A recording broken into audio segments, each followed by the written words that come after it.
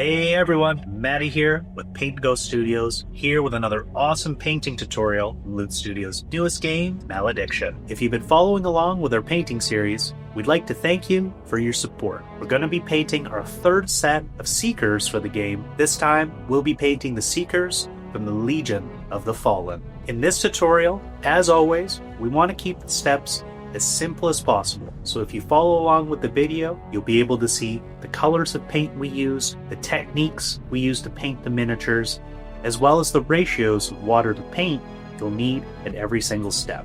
So follow along and let's get started. As a side note, if this is the very first model that you're painting, there are going to be some steps that are challenging, such as the faces, the eyes, or the little trim and details on the models that really bring it to life.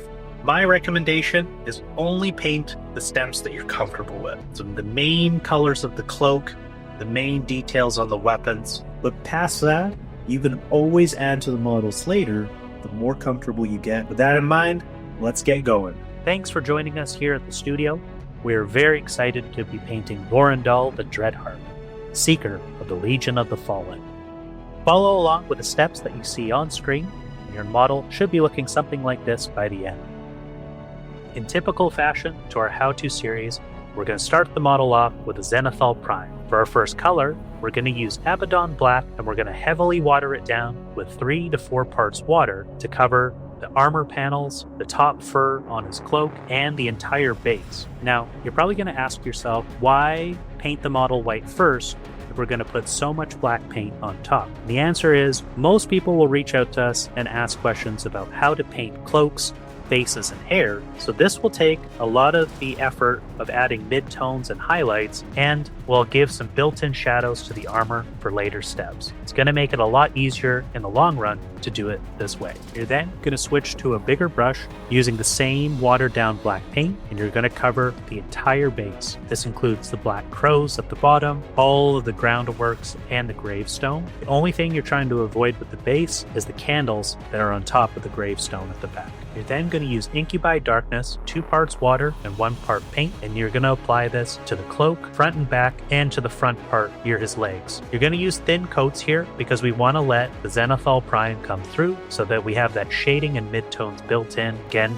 saving time. You'll want to let the cloak completely dry before the next steps, and do the very best you can to avoid getting any of this on the armor that you've painted black. We're then going to use Dreadful Visage for the flesh tone on his face. You'll only need a little bit here, but apply it carefully to avoid the hair. Then you'll be using Lead Belcher as your first metallic paint, and you're going to do an overbrush of metallic all over the black armor you just painted. This allows the black to come through a little bit to give some built-in shading. So you're going to cover the handle of the weapon, all the panels of his armor. You'll want to make sure that you hit the glove here. I almost missed that as I was painting him. And make sure that you hit his boots, both the front and the back. I'm also going to use the same Lead Belcher or metallic color to paint the chains that are around his base. Do the best you can to pick out as many of them as possible, and you don't have to be super careful here as we will be adding extra paint to the base later. Do the best you can.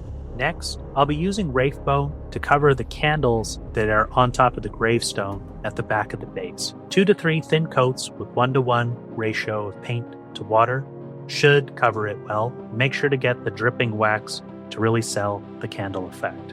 I'm also going to use the same paint and consistency to block out the zombies that are surrounding the base. It's a bit of a brighter color, but because we are going to wash it down later, we really want them to stand out and pick them out as accent pieces for the base. So take your time picking out the arms, the head, and there's about 3 zombies here. 1 at the very front, the one that I'm painting here at the side, and I always miss it when I'm painting this model. There's a little head here that's popping out beside the gravestone. Get all 3 and you're sitting pretty.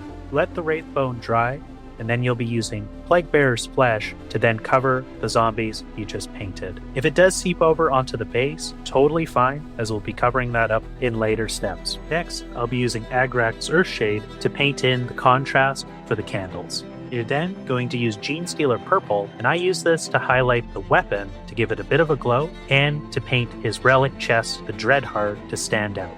I then switch over to Korax White, and I'm going to be dry brushing the fur on his cloak and the top of his head to get the hair to pop a little bit more. Be very careful at this stage because we don't want to get it on his cloak. Now, to bring out his cloak, we're going to use Sons of Horus Green, and we're going to dry brush it on the highest parts of his cloak. Be careful not to get this on the other parts of the model, and do 2 to 3 layers for good coverage. Now, for the candles on the back of his base, I've chosen to use Loranth Blue to give it a nice blue glow effect, but you could use orange, green, whichever flame color you want to use. I felt that this could just contrast it nicely with the colors that are on his base. I'm then going to go back to Corax White to pick out his eyes and to highlight the candles that we just painted, whichever color you chose. I'm going to use the same Corax White and water it down heavily so that I can let it seep into his relic on his chest to give it an extra glow.